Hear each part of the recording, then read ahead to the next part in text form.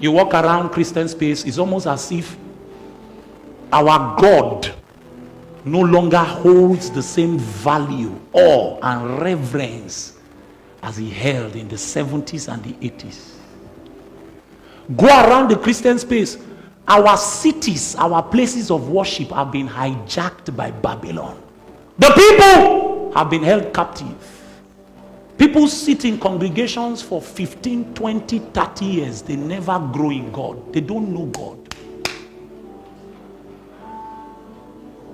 They know church dogmas. They know church jargons. They know liturgies.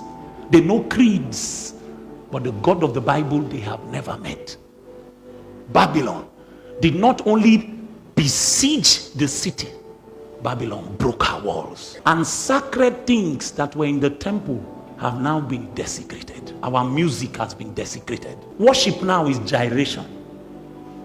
Sisters shake buttocks during worship that they are doing amapiano. All kinds of sacred things have been desecrated. Now you come to church, there is nothing sacred. We just have a pulpit that men should not climb if they are not ordained. But there is nothing sacred anymore. People crack jokes with the Holy Ghost. Pastors have become items of comedy.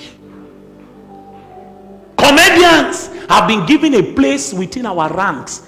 And not only within our ranks, even during a worship procession. The kind of thing that the 24 elders were doing in heaven when they bowed down and they said, "Holy, holy is our God." That kind of thing that was going on in heaven, we are doing it in the earth. And then we allow an unsanctified Ammonite, Moabite, Babylonian to be part of the procession. How can we sing the Lord's songs in a strange land? Satan has successfully invaded our ranks and raised people that are going after our language. So the things that we used to speak that were sacred are now being affected. So things like grace have been abused. Things like consecration are now looked at that we are making the Christian life hard. Marriage. The way the church begins to speak about marriage now. There are certain people, they have collars and they have titles. When I hear them teach about relationships, I know they are carnal. The God of the Bible does not play chess with people's lives. I'm a firm believer that when you want to marry, hear God.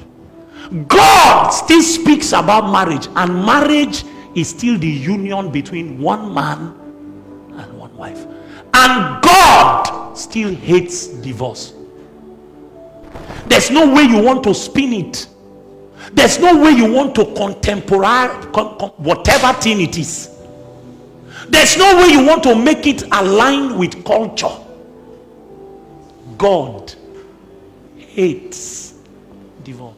If you refused to submit to his government and you married the wrong person, and then by every whim or caprice you now decide that you want to walk away, it doesn't change the fact that God what?